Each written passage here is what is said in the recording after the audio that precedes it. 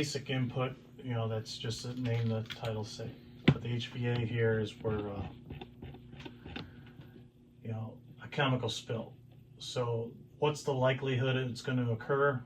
1 being low, 3 being high, and 0 being it doesn't apply. I think that would be a 3 in this area with everything going on, Well, right? Then you got to look at, is this an internal or external?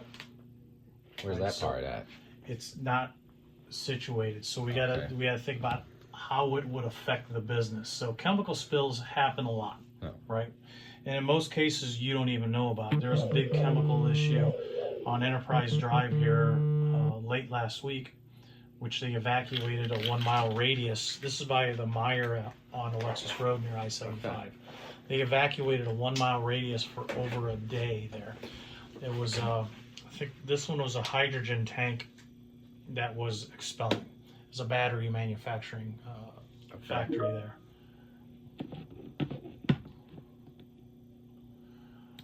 This is President Defiant. She keeps on pinging me here. What, when I just started back in around May, there was some sort of hazmat thing from the outside that ended up coming in to the hospital, like some people that were affected by it or something. You remember what that was? Or? There's been a few of them. Yeah.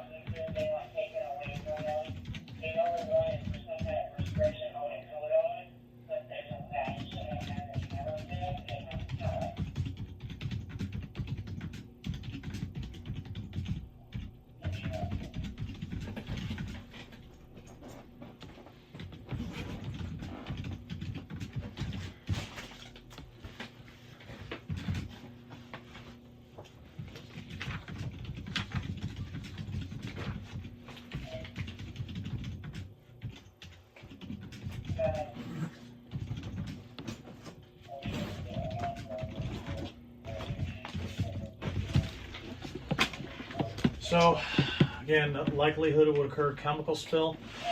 So you gotta look how it affects the hospital. Like I said, most chemical spills, they happen a lot and they just don't affect the hospital. Once in a great while, there will be one. The big spill that they said was a big spill that never turned out to be anything was on Nebraska Avenue a couple months ago. Okay. What had happened was Toledo Fire was doing their fire inspection reports on facilities. So they stopped by this area on Nebraska Avenue. They found a pit, which was actually where the semi trucks back into a pit filled with miscellaneous mixed chemicals. They're just emptying out buckets. And so they cleared out the area right away, shut down the business, and made a plan for a couple days later to go in with crews in order to start cleanup or abatement of it. What they did is they called the hospital here and said, hey, we got 7 people about to go into a highly toxic hazmat scene. Just be prepared in case something bad should happen. Okay. So there wasn't a spill per se, even though they all dumped it in this basin. And then ER here took it as, oh my gosh, 7 people are coming here and they're covered in hazmat. Oh. So that was the big deal a couple months ago where people were going crazy over it. So really, there was no chemical spill, so that when you got to look at it that way, you know, hazmat. The next one, hazmat exposure community, and then the one after is hazmat exposure facility. So using that example, was there an exposure to the community? Actually, no. Okay. Nor the facility. Now let's go back to Enterprise Drive. Was there exposure to the community? Maybe, as hydrogen gas, it's off-gassing, but once hydrogen gas off-gasses, it's pretty much harmless. Yeah. Because, you know, what's water? All right? Yeah. 2 parts hydrogen, 1 part oxygen. You know, hydrogen is some of the things they used for the space shuttle years ago to have it go off. They got cars that run on hydrogen. Explosive, very dangerous and certain if it's contained and pressurized, but once it's in the air, it doesn't, it's not of anything. So even in there, there's no exposure to the community or facility. So that's why these are low on the list here, and the number of alerts we had, 0 for last year. This is all last year's. Number of activations, 0 for last year. But this is all the crystal ball stuff. How much, you know, if it would happen, possibility of death or injury from a chemical spill. We have low. Well, it depends on what chemical, right? Yeah. I mean, if I spill 409 or Windex on my hand, that's a chemical spill, Mm-hmm. but is it going to cause death? Whereas if I spill, sulfuric acid on my hand, yeah, I could lose a hand, right? Yeah. That's why these aren't really effective. They give you an idea, it makes people happy in the government level, and then they go on with that. When in all reality, you're going to what if all day long while looking at that. Yeah. All day long, you're going to what if. Physical losses and damages from a chemical spill. Well, again, Windex, sulfuric acid, or Windex and methyl ethyl badass shit, or Windex and styrene. So you look at styrene, that was in Cincinnati last week. There was a rail car that had styrene in it. And styrene is a chemical, once they put it into a rail car, they put a stabilizer in it. And then the timer starts. So once that timer starts, you only have so much time before you have to have that styrene offloaded at its destination into an appropriate vessel, or else that rail car will start heating up and eventually it could possibly explode. So if you look up last week, Cincinnati styrene, you'll see the story on that. They were spraying cold water on it for days as it was off-gassing in order to keep it from exploding or anything.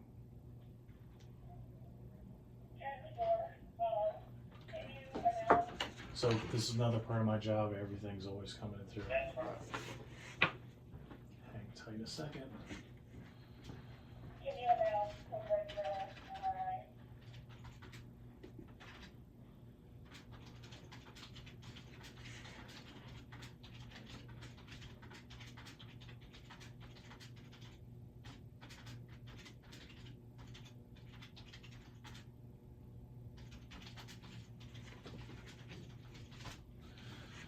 So, and then you look at out in Ohio, was it last year or year before, that big chemical spill, the rail car that got into the water and everything. That's some of the unfortunate things if you let it off gas, or if you keep on throwing water on it, and if it's a liquid, it's just going to get into the groundwater and get everywhere else, and that's collateral damage, I guess. You can't avoid. You're carrying a chemical in a rail car. And if you sit by a rail line, especially the fast ones that go through Holland here, and watch and start writing down placards as each train goes, you would be amazed at what kind of waste and hazmat goes through this area every day. Yeah. And some of it's probably heading out west to be buried underground in the desert for years to come. So again, are we prepared? High, medium, low. For our time effectiveness and resources, how good are we? Are we able to get mutual aid in for that? And then it calculates out a number. In this case, the threat is only 8%. We look at this other one, for a cyber attack, our threat is up to 20% for that. Yeah. So it's again, like I mentioned on the phone, it's a lot of it is Have there been any crystal ball. cyber attacks here, like phishing, or there's probably All the time. Yeah. Phishing all the time. A major cyber attack, our IT has helped very much in blocking a lot of cyber attacks from happening. However, some cyber attacks still get through, and those are usually through phishing emails. Yeah. Where you click on a link and then they can lock down a computer. And if they get the right computer, then they can go through the whole system and start locking stuff down. Yeah. Now, when that happens, is it usually like financially motivated, or what are they? Yeah. Yeah. Okay. I'll give you an example. In Northwest Ohio, there's a company called NAMSA, N-A-M-S-A. They're in Northwood, off of Wales Road, near Tracy. I think Tracy and Wales. It's a company that does testing, like testing of chemicals on animals or testing of equipment to see. It's a worldwide company. Yeah. They were cyber attacked. I don't know if it was a phishing email. I don't know how it got in, but they got cyber attacked. They paid the ransom, millions of dollars. So when you pay the ransom, you get a key to unlock everything. And they say to this date, 1 out of the 4 of their servers, the key didn't work on, but the people already got paid and they're gone. Yeah. So you will lose information on a cyber attack, and the key may not work, and yet you paid this hacker millions of dollars. Yeah. So this happens a lot. Healthcare companies, you can see just last month, Ascension Healthcare in Michigan got cyber attacked, and not their first time either. Locked up all their computers, they could not function. So if you think of a hospital, what's the number one, some hospitals have money, some don't, but what's the number one information if you're going to cyber attack them? What information is valuable in a hospital? Social security numbers. Yeah, the electronic health Tens of care thousands of them, yeah. So the electronic healthcare record has all the information on several thousands and even millions of people, where you can come up with a profile on that person, start getting credit cards, basically steal their identity. Because even here at Mercy, yeah, we can see all of our Mercy patients, but there's something called Epic Everywhere, or Epic Anywhere, to where we can look at ProMedica, we can look at that. And one of the reasons why we have that, and for emergency management, the Turnpike accident that happened, I think it's 2 years ago, this on December 23rd. It'll be 2 years, I believe, ago. So that's the one that happened in Sandusky County. Let me see if that says a date. Yeah, 12/24/22 is when it happened. I still got a voicemail from that I keep. And that is when this voicemail, one of the people who perished in that accident, that's a voicemail from the mother frantically calling me because she got my number, because someone told them that I'm the matchmaker and I can find people. She was frantically calling me looking for her daughter. She can't find her daughter anywhere. So with Epic Anywhere, I was able to look at all the hospitals in Northwest Ohio for her daughter's name, and her daughter's name didn't come up. I couldn't tell her, so I forwarded her to Highway Patrol to inform her that your daughter had died in that wreck. But I keep that just as a kind of, why am I here? Why do we do these things? So it's a little bone chilling, but because the father called me too. So, yeah. She was, when I gave her the number to the Highway Patrol, she goes, she's dead, and I'm like, ma'am, I have no idea. All I know is the Highway Patrol's organizing the naming list. So I was like, yeah. Going back to this HVA again, with all this stuff, you put in your incidents. So what happened last year, and this is for St. Anne's. We had a couple three network outages and an exercise. And the exercise was a utility outage with influx of people and an evacuation. It was a community-wide one we did. And then what it does, it spits out this summary, and it tells you, so active assailants ranked number 1, but there's 0 occurrences. Workplace violent and threat is rated number 2. Yeah, 0 occurrences. And that's where I was wondering how the initial number is picked. Do you pick it? Does admin pick it? The pres, like, who's the one that says this is a 2 for the very first number? The group of managers for the site. Yeah. But you can control and skew the results as you see. Is it fair? No. But it's what you perceive that we should be prepared for. So even though that let's say an active shooter isn't present at every hospital, they still rank it high because you look at how it can hurt the hospital, how it can hurt patient care. So, an IT infrastructure outage, there's 3 occurrences ranked number 3. Why isn't it ranked number 1? Because we have more network outages than anything else. Okay. So because you're it's used how to functioning under one. What the threat is and how it's going to harm the facility. Yeah. We could recover from an IT outage pretty easy. Basically, we go to backup systems and we just wait for it to come back on and it come back online and we go back to work, right? There's not that much of a damage left over to assess. It's not like a tornado hit the building and next thing you know, we can't function in that half of the building. cyber attack is number 8, 0 occurrences. But actually, if there's a cyber attack, it's going to be a lot worse than an IT outage. Yeah. Now, will they're probably trying to lock down patient info or something like that, but can that affect the machines on the floor at all? Or yeah, okay. Alaris pumps, the IV pumps. Yeah. They have what's called a dictionary inside it. It's what they call it as a dictionary, and it's all you got to do is you type in the name of the medication and some high-level items, and it will self-dose. You don't have to figure out drip rates. Now, the people who still have to do drip rates are usually paramedics in the back of an ambulance, and it used to be nurses every day, but with technology, they don't have to do the math. The machine does it for them. Okay. A cyber attack, all those IV machines are connected through the internet. They can be managed from a computer. I want this pump to change to this, hit a button, the pump changes. Flood someone. You can flood someone, you can kill someone, you can make that pump a brick if you wanted to. You can make it lose its dictionary and it becomes a dumb pump. Yeah. And the backup for that, because we always have to have a backup, well, you got to do calculations, drug calculations and drip rates. What size tubing am I using? What medication? Over what time? And you got to do your fractions and your math and figure it out. Mm-hmm. So right now there's only 2 groups of people that could figure that out, because all these new nurses, they won't be able to figure it out. They haven't come up with it, yeah. You have to find an old salty nurse that's been here for 30 years.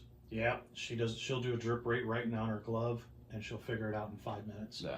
Or find a paramedic, because we do that in the back of the squads. Yeah. So that's the backup. So everything has to have a backup as well. Tornado. Last year, 0 occurrences. This year, we've had a lot of tornado warnings this year. Yeah. So come January, it'll go up. So what's the conflict with National Weather Service and the locals with the alerts? I didn't. Mm-hmm. Can you expand on that? So National Weather Service, if you remember, a little over a year ago, they screwed the pooch as far as Point Place. A tornado went through Point Place, tore up a ProMedica building, went right over the landfill by Toledo Speedway, tore up Point Place. The sirens didn't go off until after the tornado was gone. By the time it got to Maumee Bay is when the sirens turned on. So, Lucas County is wider than it is taller. So if something happens out here at in Maumee Bay, let's say, come on. So if something happens out here toward Maumee Bay, the sirens will go off in Lucas County. However, it goes across the entire county. So that last time the tornado was going through here, it was out over here. The sirens went off when it was out here. The sirens all the way over to the county line here at Swanton were going off.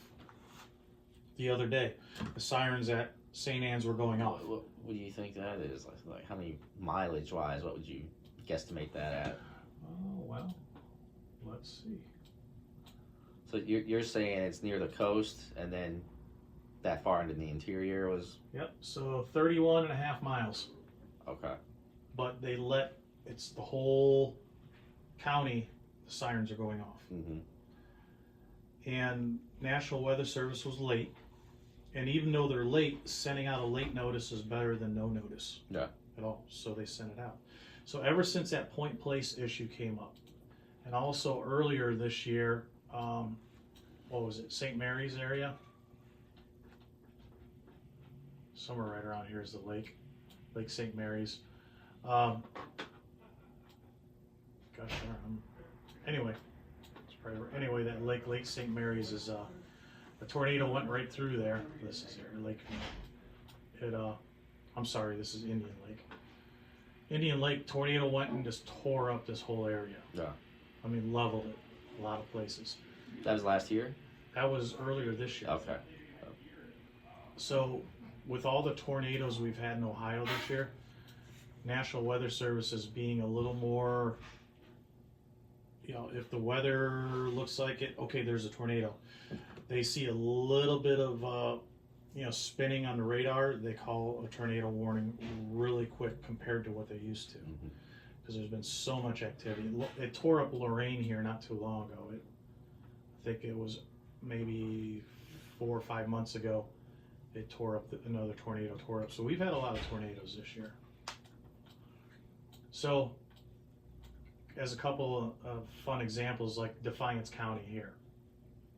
Defiance, again, is longer than it is taller. So they have their tornado sirens split up into 2 sections. City of Defiance or the rest of Defiance. So it really doesn't make sense. Yeah. Right? Where Wood County has it in 3 different sections. Wood County has northern, central, and southern Wood County, where they'll set off sirens.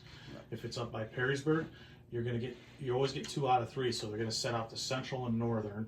But if it's down toward almost, to North Baltimore, they're gonna set off the central and southern sirens, and the northern won't hear anything. Okay. So they're nice, they have it divided up like that. Sandusky County's divided up too.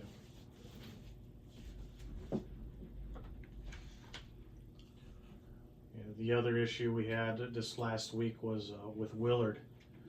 They set off the tornado warning sirens for Willard. Willard was going a little crazy, but the tornado was actually up here by Elyria and Lorraine area. Yeah. And this was last week, but the polygon, because when National Weather Service sends out an alert, they also include a polygon, meaning this is the affected area. Now, the polygon's not going to match the county. It's just going to be a geometric shape of where they think the danger is. Willard was at the very bottom corner of that polygon, but the tornado was up here. Oh, that's so far. Willard, the Yeah. sirens are going off. Mm-hmm. Everyone's getting their message. 13 ABC News says take cover, and I'm talking. halfway I'm across the talking to state. Willard, Yeah. and then telling them, no, it's okay. It's up there by Elyria, Oberlin, and Lorraine. And then I Now- sent us, I think I sent it to Steinitz, because even 13U sent out a message saying, hey, it's up there. It's So it's a polygon is the area they'll call it for. Who picks the size of that? National Weather Service. Okay. And let me show you with this program here. This is a paid weather service that we use, and we pay about $2,000 a year for it. I use grant funds for it. So I got like all these are just alerts of some type. Whether it's a small craft advisory, like up here is a gale warning on Lake Superior. So don't take your small boats out there. Yeah. So if I look over here, I don't think I see any really heavy storms. But Yeah. we What's go the down- program called? This is DTN Weather Century.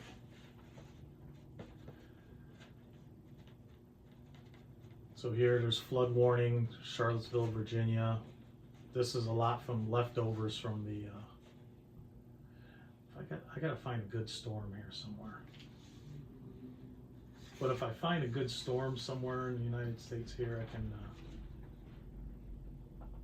Alaska might have something. If you find a really good storm, you'll see they'll put out some polygon shapes. Someone's at my door now too. No, this is high wind warnings. Stop that. But Nothing the crazy. size of it will differ. Like they. Yeah. Okay. So like these are just general warnings, like wind advisory. What do we got up here? High wind warning, freeze watch up in North Dakota here. But if there's a storm, then you'll see these irregular shapes that aren't necessarily matching county shapes, because these are all county based. Whenever you see these, so it's depending on the county. There's not a big storm. If there's a big storm in the country, then I'll be able to show you that.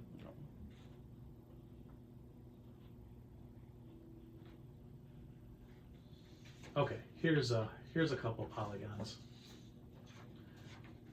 Right up these slender ones.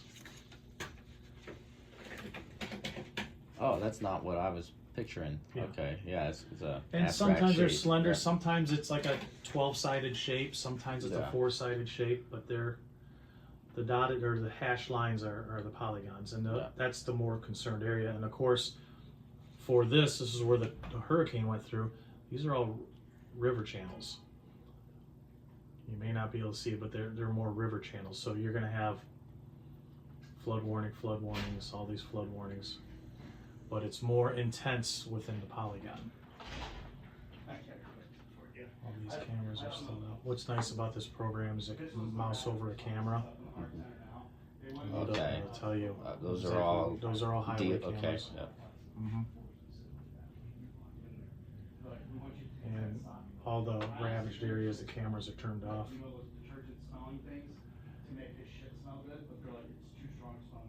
So Do here's Asheville. That's the town that pretty much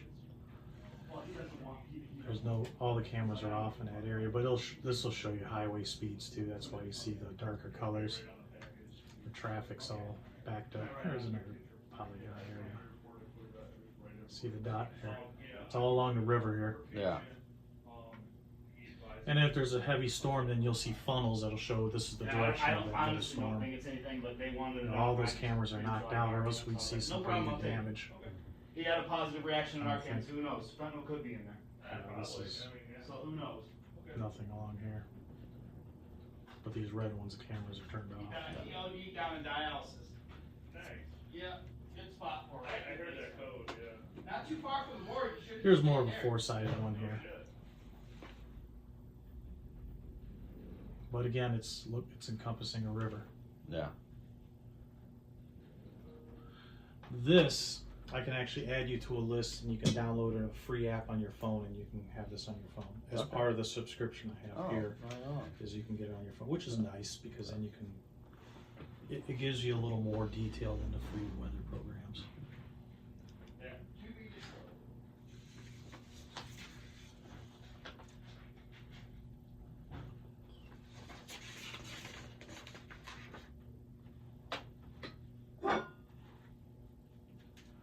What else you got? So we have in the hospital, you've got your codes, code Mhm. black, you know, all that stuff. Mhm. On your end, is there anything past that as far as a critical incident activation? Like what does that look like here?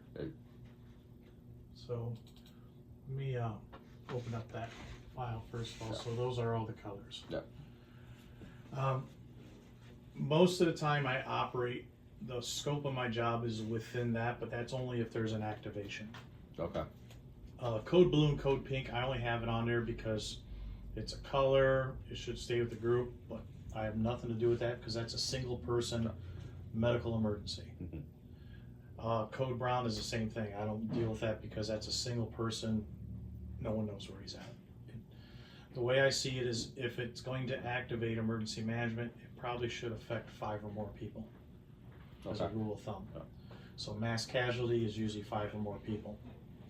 If I got one person that says my computer doesn't work, I don't have internet, well, it's only one person. Once it hits about 5, yeah, I'll call IT because that's a common issue, but you know, What's the what happens on your end when there is kind of how you describe it on the phone? Something happens in Toledo and there's 75 people that need triage. What starts happening macro throughout the hospital? well, immediately the emergency room will be notified typically by either Lucas County Dispatch tells them, hey, Yeah. we've got so many ambulances coming your way. Then the emergency room is going to have to start, first of all, they got to start kicking people out of the ER. Either by sending them up, putting them in the hospital bed up top, Mhm. or if they could be discharged, look, all you have is a sneeze. You came here because your knee hurts. Look at your knee. Here, have some ibuprofen. Here's your discharge papers. Clear out the room. Unfortunately, with Medicare and Medicaid, a lot of people who don't have regular insurance go to the ER for their doctor's visits. Yeah.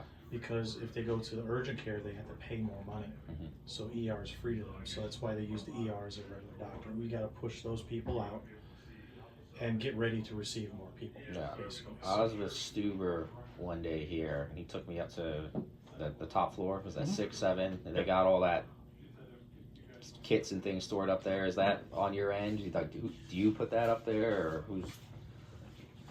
Actually, Yeah.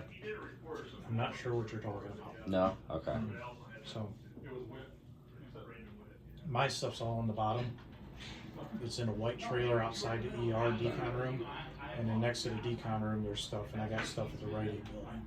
Okay. So if there was an incident, yeah. And then the ER would have to call staff from the other units in the hospital to come down to help. And sometimes the help is just interviewing the patient, entering information on the computer. But depending on the incident, it also depends on the response. If it's all car wrecks, like a turnpike accident, they're all going to come in with traumatic injuries. No. So bring the trauma team down, get people who are good with blood and bandaging, and start. If it's a major chemical spill, or let's say they're at the Huntington Center and someone has gassed the place, then we have to worry about, do we need to scrub them down outside? Are they bringing in something into the building that can contaminate the building, right? Like if someone decided to, and this has always been a threat, I've never seen it happen anywhere.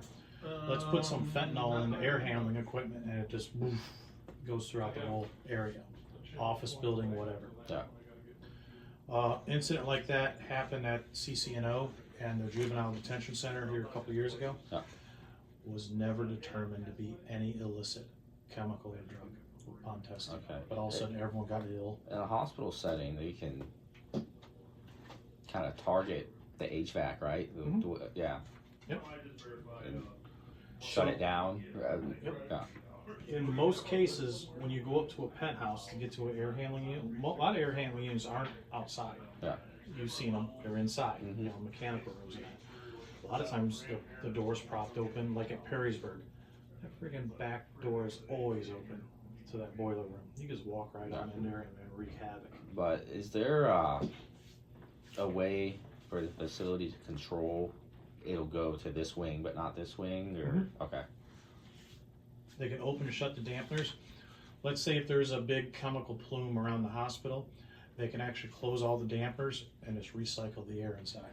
Okay. And they sometimes do that, like in the dead of winter when it's 4 degrees out. They may close the dampers just to, let's build some heat in this place and recycle the air instead of bringing in 6-degree temperature air. Yeah. You kind of touched on it earlier. You said there's a Verizon outage. Mhm. What, like, if there is, for hypothetical, let's say all comms are down, what's kind of redundancies are in place for that? Yeah, see, it's going down and down more. So this is a website called Down Detector. You just go there, and this is just one of the many tools. And this is crowdsourcing information. Mhm.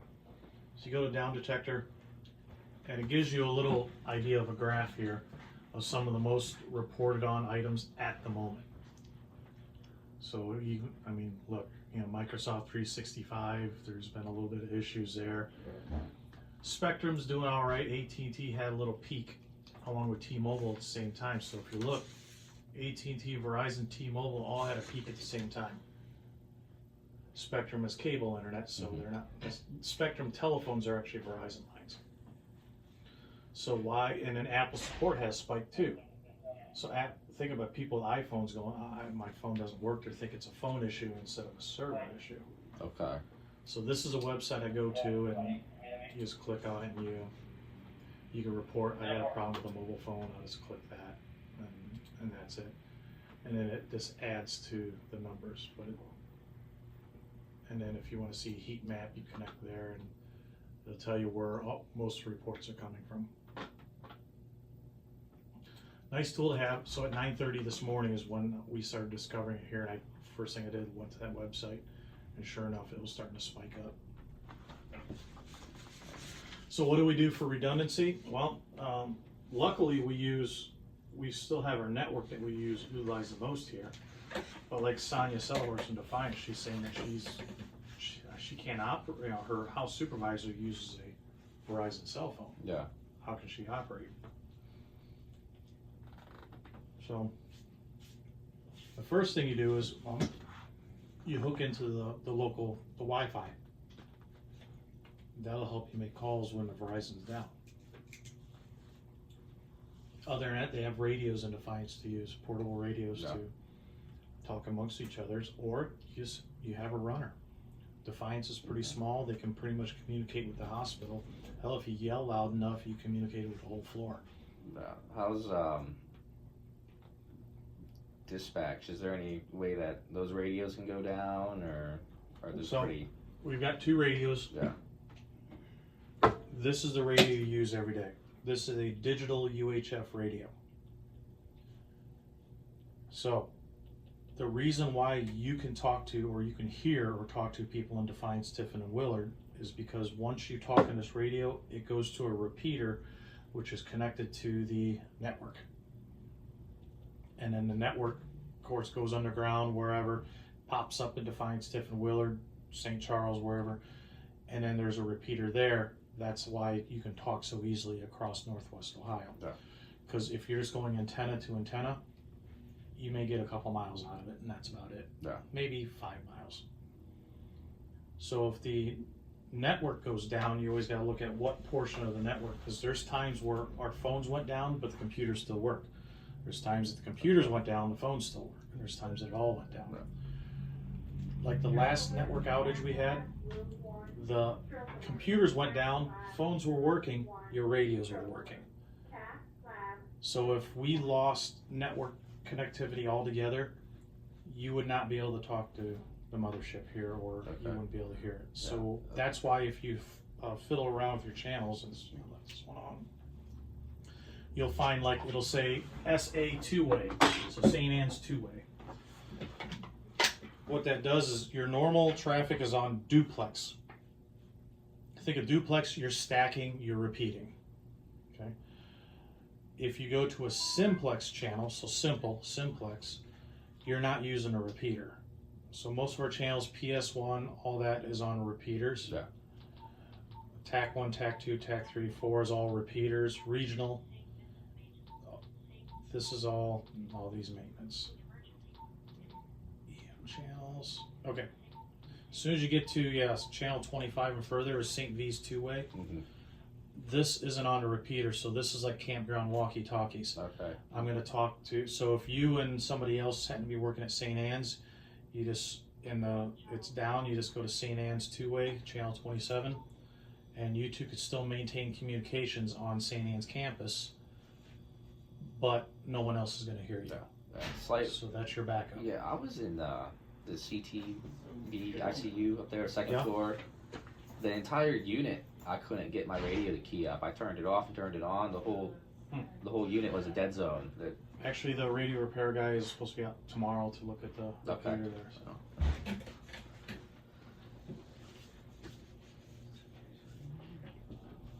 Do we have, this might be more of a maintenance thing, but do we have any underground utilities around the campuses that affect stuff? Yeah? Yep. A lot of utilities, because we are such a power consumptive entity, and there are some things that are underground. You'll see here at St. V's we have a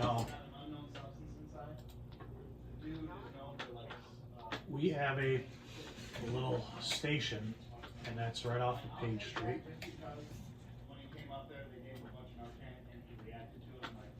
Right there. That is an electrical substation. Where at? Right there. Oh, okay. So this is the parking lot. There's maintenance. There's our training houses right here. Okay. ER's over here. But back in this parking lot, this is where the salt shed and the yards are. So just to give your bearings straight, there's the hospital. We're over here. Actually, we're here.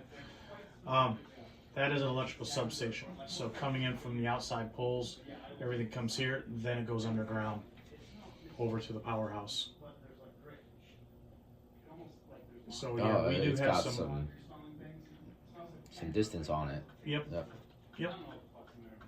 So this, even being encapsulated or surrounded by fence, no one really messes with substations. You'll see threats on them, and one of the threats on the substations isn't no one's going to drive a truck through there because it's certain death. But over here at the powerhouse, they're all computer controlled, right? So. Okay. So those are generators over there, or those Yep. are transformers? This is a bunch of it. Right here is 2 generators. Okay.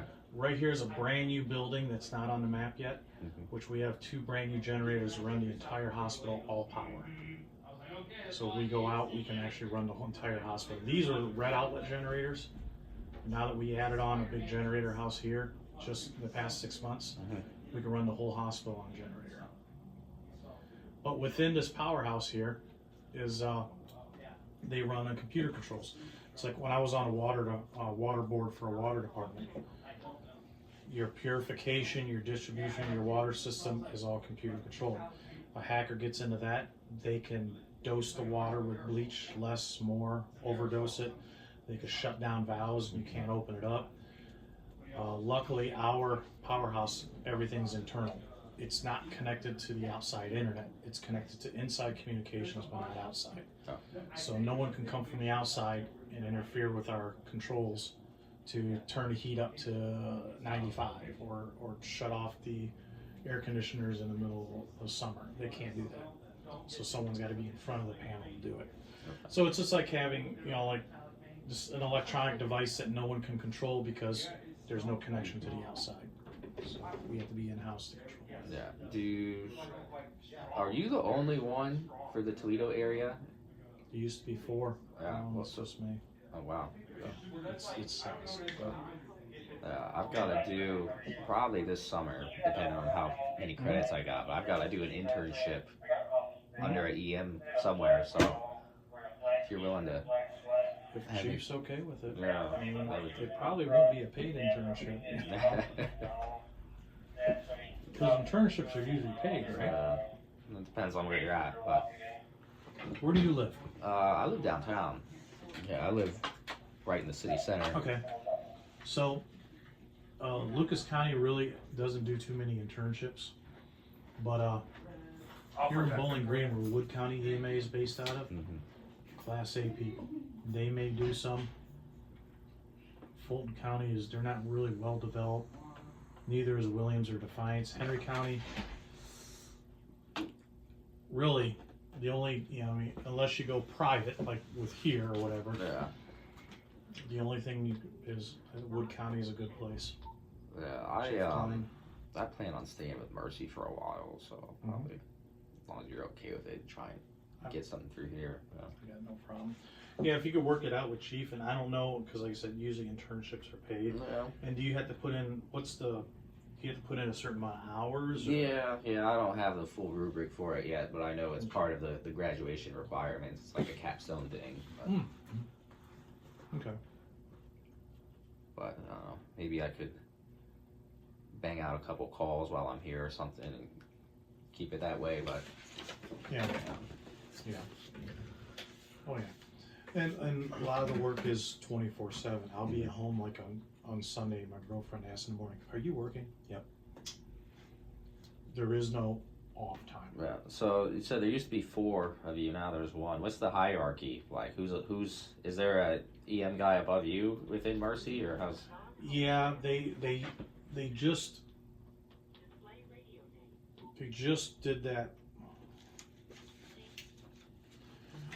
about a couple of years ago. They put a ministry emergency management person in. They installed him in. Okay.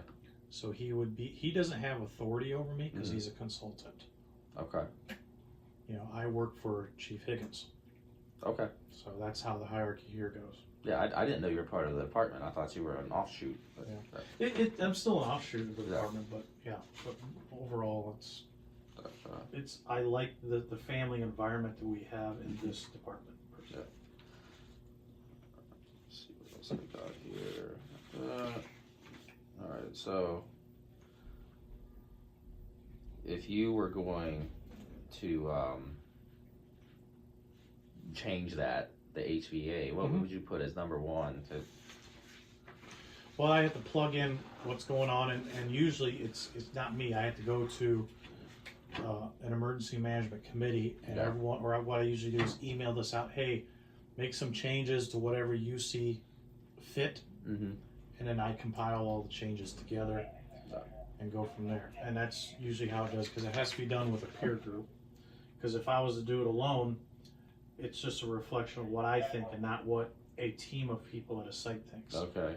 So But so who are your? Is it House Soups? Who's putting in their input into these? it's typically a management group at the site. Okay. The environment care group is usually the same group. You're supposed to have a physician and managers of each unit, and then some admin. Okay. But just like I explained to you earlier, a lot of people do not read the threat the same as others. Mm-hmm. I'll use an example, and I tell a lot of nurses this: when you have an active attacker, when do you leave your patient? Right? When is it time to leave your patient?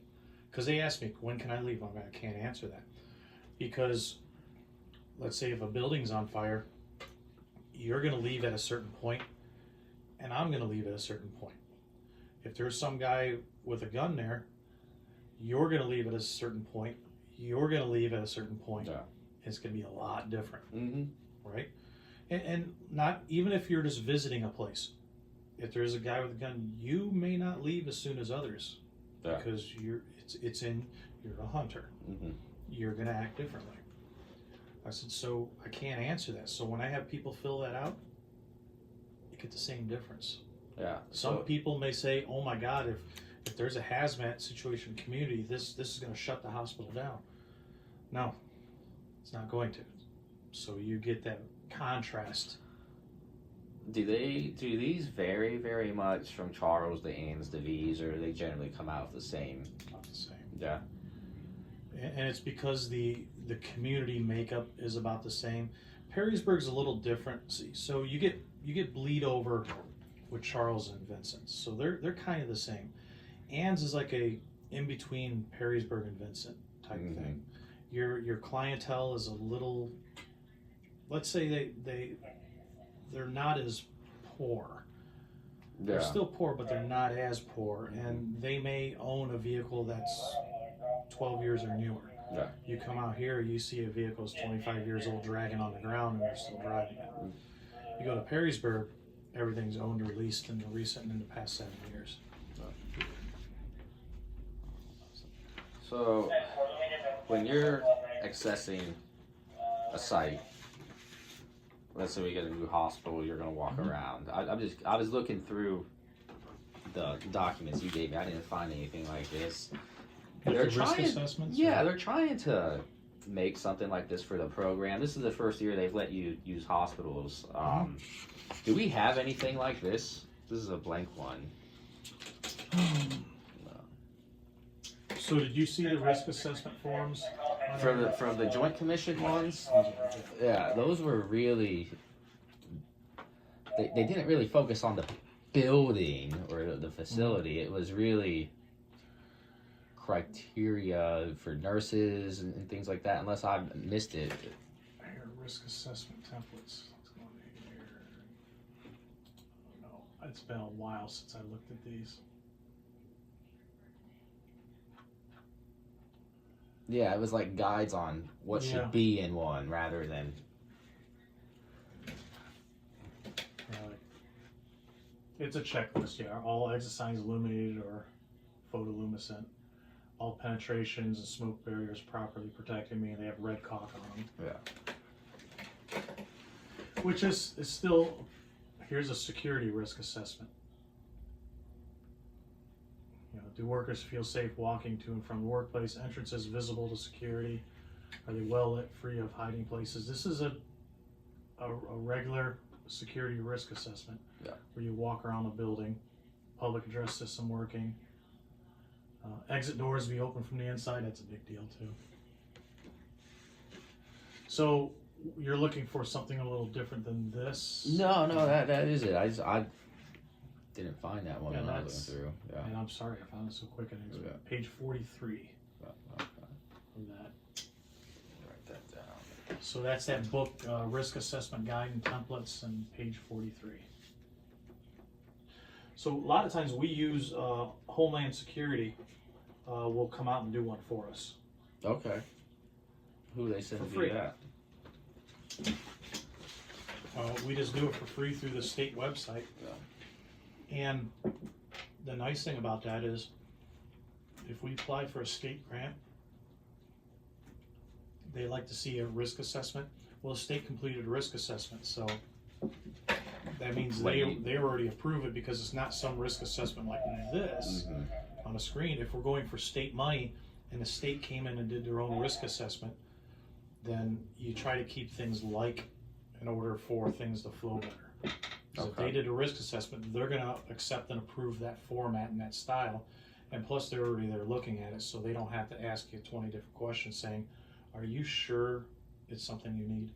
No, you looked at it and you told us we need it. And we're just giving you your report to yourself. Yeah. Do you incorporate any of the FEMA, ICS, and NIMS stuff here? Yeah, one of the things we did earlier today, actually, right here, did this first thing this morning, Code Adam child abduction. So this is a Hicks 252. You might as well call it ICS. H stands for hospital. Okay. So this is the Form 252, which is a attendance sheet. So we use this today. Okay, and that's part of the ICS template. Okay. We try to keep it like that. So, and then, resource requests during COVID, we used a lot of ICS sheets for resource requests and anything else like that. When we worked with the county EMAs, but everything was ICS. Some hospital systems don't. No. Nationwide. So, Yeah, and then like FEMA breaks everything down into 5 phases. There's like response, recovery. Like, do you? Mitigation, recovery. Yeah, so and that's something they're like, oh, make sure you really focus on all 5 phases during this. Like, I don't. What's the recovery look like in a hospital? Once the incident's over, we're back to business. We're not unless there's something crazy that happened. We're not rebuilding anything here. Right. So here's our drills and events for this year. This is everything that happened in our hospital so far this year.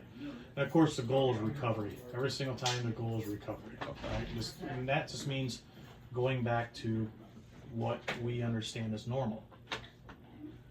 If we look at some of the policies, that's the one. I don't like that one. Or bomb policy. We start mitigation right away. First thing on the policy for bomb threats. Let me zoom in a little more. Mitigation. This is what we're trying to do to prevent it by addressing the risks. What file is this? This is our bomb threat for the market. Yep. Of course, then we got a response. How all staff and dispatch work on it. And then the recovery. Okay. Where's that under? Where can I find that? This is just our code black policy. Okay. I may have not. I think I updated, especially for Tiffin and Willard. This is our market, and we just changed this up in April because we found out we've been following a ministry policy, and we found that the ministry really doesn't have a policy, so we had to hurry up and make our own. So if I get onto the home page and pull up policies, I should be able to yank that. So from the home page, policies up here at the top. And I may mess this up because it's not the most easiest way to go. So Ohio, and I got Toledo Metro, Toledo Region, and Tiffin and Willard. Yeah. So it's actually should be Toledo Region because it's a market policy. And once this opens up, you have to find emergency management. Don't click on the folder, click on the little arrow next to it. There's a rule site COP, but it'll still be in here. There's all of your market code atom. And of course, this is such a tight window. System bomb threat. Okay, and that'll be the same But document. It should be market bomb threats, so I probably haven't uploaded the. But I can email it to you. But there's the. But yeah, that's the old one. So I do got to replace it. Yeah, can you email me the one with the phases in it? Because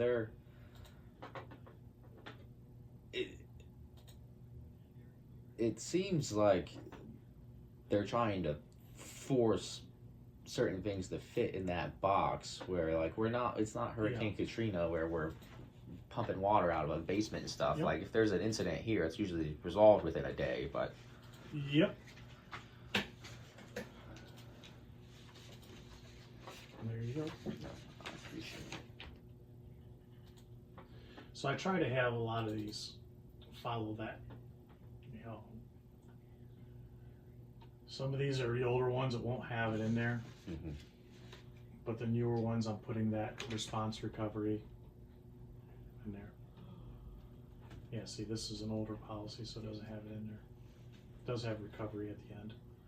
Replenish foods, equipment, supplies. Return staffing normal. Assessing the integrity of the building, equipment, utility systems. Replenish fuel. So, Yeah, and that will generally. and this is a new line starting last year's complete a damage assessment. So, probably a month or two ago, that guy smashed into the Heart Center over there. Yeah. And Did that electrical activate stack. anything here? Nope. No, okay. Nope.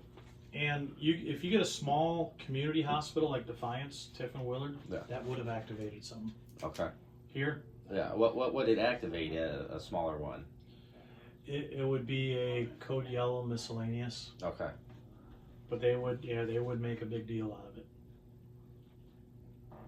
So, and the perfect example is a thunderstorm warning in Tiffin, Willard, and Defiance. They want to know, and they're moving people to the center, and they're going nuts. Really? Toledo, I don't want to know about it. Yeah. Thunderstorm warning, don't want to know about it. That sounds kind of disruptive So, to the yeah. patients. Yeah. That's, Tornado watch, Tiffin, Willard, Defiance. Oh yeah, they're acting. yeah. What? Tornado watch here in the metro area. So in Tiffin, Thanks for letting me know. the power went down outside and the Mm-hmm. generator failed. How did that happen? Like both of them together? So there was a storm that caused, and a tree fell on the main line going down, I think it was County Road 1 or Township Road 1, knocked out one of the three legs, so three phase, knocked out one of the three phases. So essentially it knocked out the power to the hospital because it couldn't function with Okay. one of the phases being gone. So you got two generators at Tiffin that started up. And those As are they checked should. every month, right? Mhm. Yeah. So one was running good and it took on power. Now these are load sharing generators, so it took on the power of the whole hospital because this other one was trying to get going and it wasn't yet. You need to hit a certain RPM for it to accept the load. It was sitting there idling while this other one was spinning real good. Yeah. This thing's idling. And it got to the point it wouldn't take on a load, so this other generator is holding the whole load of the hospital to the point where it said, you know what, I give up, I'm tired. Shut down. Okay. Now we have two generators dead. So, nothing was wrong with either generator. Oh, all right. It's This designed ran that way. so much Yeah. that it got tired and it kicked out before it got damaged. Mhm. So they called Ohio Cat to come in. He manually made the RPMs higher on this one and it took on a load. This one he hit the reset button and it took on a load and they were fine. Okay. So about 1 hour in the dark. Okay. And is there any way to harden that for the future, or that's just a design flaw? It performed as it should. Okay. The problem is, yeah, you do monthly calibrations, right? And you do annual PMs on them. But just like, okay, you go around your patrol car at the start of your shift, you're supposed to check all the lights and all that. Yeah. It worked when you started your shift, but then you all of a sudden you turn on your lights in the middle of the shift. Now the 96-hour standard, is that a internal mercy thing? Is that a law somewhere? Where is that from? Centers of Medicaid and Medicare Services, so the federal government determines a lot of what we do. Because we accept money, Medicaid, Medicare money for the served patients. And I'd say about 90% of the patients we have come through here are Medicaid, Medicare, Okay. this site. So we have to follow their rules in order to recoup the money. So it's a 96-hour plan. I'll just go to St. Anne's here. So the federal government says you need to understand how well you can run during the 96 hours. At no point do they ever say that you have to guarantee 96 hours of Okay. operation. So it's a guideline, not a hard standard. Because I was thinking, like, there's no way that with power and stuff that's Right. just You yeah. can't last 96 hours out of power. So the one right there about almost halfway down, it says wintertime. So that's boiler failure, hot water heating. So they run hot water through pipes in order to heat the air. Mm. In the summertime, if we lose hot water heating, not a big deal. Yeah. Don't really need heat in the summer. In the wintertime, I got it at 12 hours. Okay. And okay, so 12 hours, let's say it's 40 degrees outside. We need hot water heating. Yeah. 12 hours at 40 degrees outside, very attainable. The past couple winters when we have 4 degrees out and 20-mile-per-hour winds, it's not going to last 12 hours. No. So again, it's subjective. Depends on what the other peripheral contributors are. But on average, if it's a normal average winter day in Ohio, no sub-zero temperatures, no wind, we could probably last up to 12 hours. Okay. But you throw in all the weird stuff and screw that, you'll be dead in 4. Now, does that chart, because each facility has its own different infrastructure in it, is that chart universal for the most part in this region, or if I look at Charles, is it different? The bar graphs, the colors are going to be different. Yeah. And I'll give you one thing right here. Where's generator failure? Again, 0. You ain't going to last an hour if you fail your generator. Yeah. Right, you're out of power. So, St. Charles has a dual fuel generator. So, they're not going to run out of diesel fuel. So here at St. Anne's, diesel fuel, we can go 48 hours on heavy load before we run out of fuel. Okay. If we didn't have a heavy load, shut half the lights off, you're not running the kitchen, you're not running surgery. Of course, we could run longer, right? Yeah. St. Charles has natural gas generators. Is that better or worse? I don't know. It's unlimited fuel Okay. as long as the natural gas companies provide you the natural gas. Okay. Yeah. That's what was going on in Texas with the storms last year. So in Defiance, there's 3 pipelines that go through Defiance, natural gas, and in Defiance they have these pump stations where it comes all the way from Oklahoma, goes through Defiance, goes into Michigan, but it's a pump station is a relay station. They got these like gigantic ocean ship engines with these pistons that are 10 feet across that push the pressure up. That's why if there's a gas line, natural gas line breach in the field, it sounds like a jet engine because it's under high pressure. Okay. Once it gets to your house, it goes in that regulator and it gets regulated down. So the gas that's going into Charles is coming from out of state for the power generator. Now, if there's whatever happens to the pipeline, will that something happens to Oklahoma that'll cut that off? Or as long as they cannot isolate it and reroute it. Okay. Because I don't know how many pipelines we have that we can. They're usually 4 feet in diameter Yeah. and they travel in pairs. Okay. So you have 2 pathways. In case one are working on one, they can keep the other one going. Oh, okay. So they've got their own infrastructure. Yep. So if a pump station goes down and they cannot relay pressurize it, because pressure will fail over time, and then they up the pressure again as it goes, just like pumping water. You can only pump water at a pressure so far before the pressure goes down, and you gotta have another pump to pump it up again and keep it going. So Charles does have diesel as a backup, but all of our other sites, including here, it's all diesel. Yeah. So if we run out of diesel fuel, we gotta rely on fuel trucks to put fuel in our tanks. But if there's a diesel fuel shortage, or the whole place got wiped out, yeah, you may be priority on the list to get diesel fuel, but it doesn't mean you're gonna get it. Yeah, might not be. MOUs to get diesel fuel doesn't guarantee that you're gonna get it. Mhm. It just says that they will try to get you diesel fuel a certain amount by a certain time. But in no way is it a guarantee that you're gonna get it. While I'm here, Mhm. is there, from a like EM perspective, any parts of the hospital worth me taking a stroll through and looking at?